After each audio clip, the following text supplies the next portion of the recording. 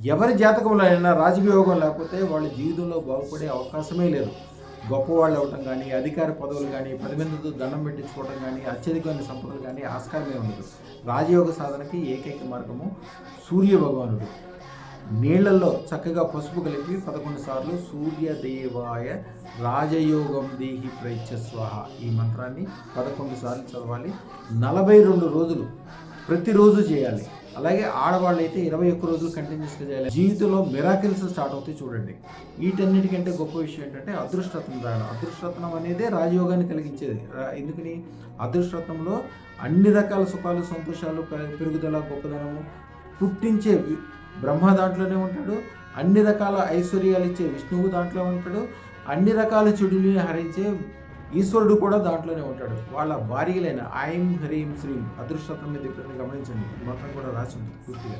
అదృష్టరత్న ధారణ జీవితంలో అద్భుతం. మీకు, మీ పిల్లలకి, మీ రాబోయే తరాలకి, పెరుగుదలకి, ముఖ్యంగా కాలసర్ప దోషాలకి, చేతబడులకి, ఏడుపులకి, ఇట్లాంటి భయంకరమైన విషయాలకి పాడైపోయే వాళ్ళు ఎంతోమందిని చూస్తారు రోజు. ఒక భయంకరం అనమాట వాళ్ళ జీవితాలు. నెమ్మదిగా స్టార్ట్ అవుతుంది. చిన్న చిన్నగా బ్యాడ్ అనేది నెమ్మదిగా పెరిగిపోయి వాళ్ళని కబళించేస్తుంది అనమాట. ఒక మహమ్మారిలాగా. అదృష్టరత్నం ఉన్న చోట అది దగ్గరికి కూడా రాదు. ఎందుకంటే ఈ బ్యాడ్ అనేది కూడా ఇవన్నీ కూడా నలుపుకి సంబంధించింది. నలుపు అంటే చీకటికి సంబంధించింది. ఎప్పుడైతే అదృష్టరత్నం ధారణ చేస్తారో అదృష్టరత్నం అనేది కోటి సూర్యుల ప్రభావం కలిగి ఉంటుంది. అందుకని అప్పుడు మీకు పొరపాటును కూడా చెడు అనేది ఉండదు.